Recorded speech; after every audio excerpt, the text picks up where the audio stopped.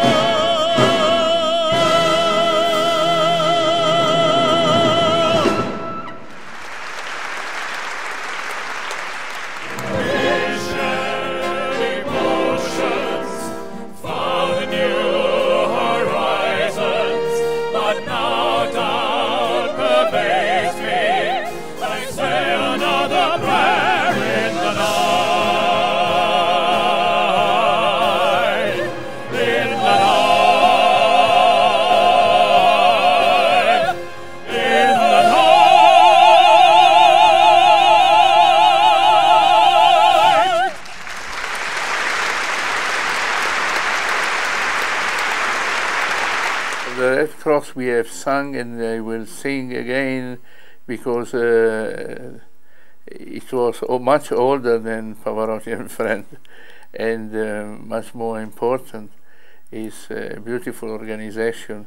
Well, this evening's celebrations for Luciano are very, very important to him, but equally so for the Red Cross, who do so many amazing things throughout the world and try to save so many lives and give so much future to people who possibly wouldn't have any hope.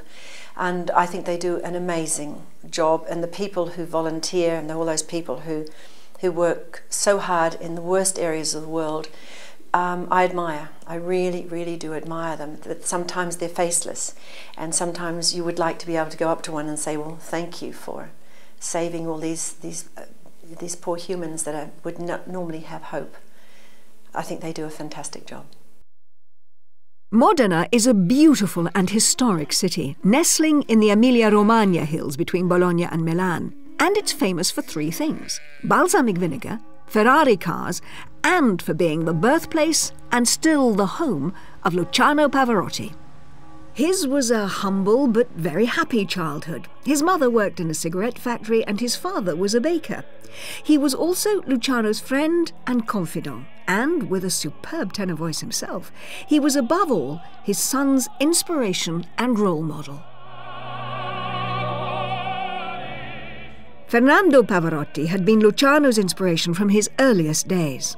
My father was a tenor, so he always sang at home. And for me, the dream, like for all the kids, was to sing like my father. And I remember that at the age of 4, I jump on the table and I say, my father is a tenor and I am a tenorino. And I begin to sing La Donna Mobile. Pavarotti's working life started as an elementary school teacher. It was secure and he found it fulfilling, but it wasn't part of his dream. He'd also already started to acquire celebrity status in his region, but as a footballer, a striker turned goalkeeper. In fact, the young Luciano was an all-round sportsman, but none of that fitted his dream either. Inspired by the great Italian tenors of the past, and in particular by Giuseppe Di Stefano, who was Pavarotti's idol, his heart was still only in singing. He devoted huge amounts of his spare time to the Modena Chorale, with whom he made his first trip to the UK at the age of 19, when the chorale won first prize at the Llangollen International Singing Competition. But it was in 1961 that Pavarotti's solo career took off, when he won the prestigious Concorso Internazionale singing competition, the prize being to appear as Rodolfo in La Bohème. And so this extraordinary career was launched. The debut is very important. The first time you are singing, you realize then you change profession, you become a tenor. I was an elementary school teacher, and I became in one night a tenor. And that is probably the most important, Bohème, the 29th of April, 61.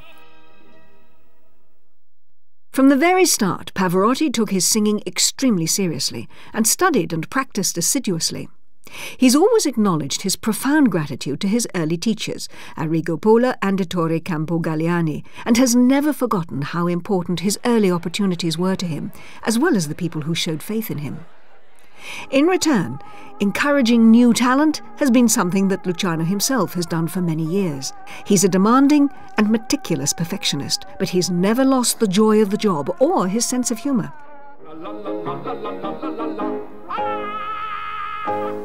Proviamo. Let's try together.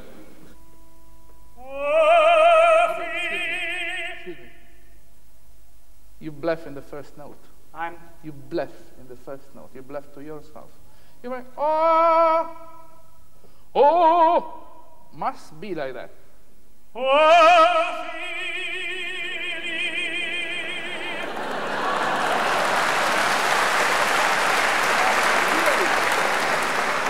It must, in this area, it must be without spend too much, but it must be.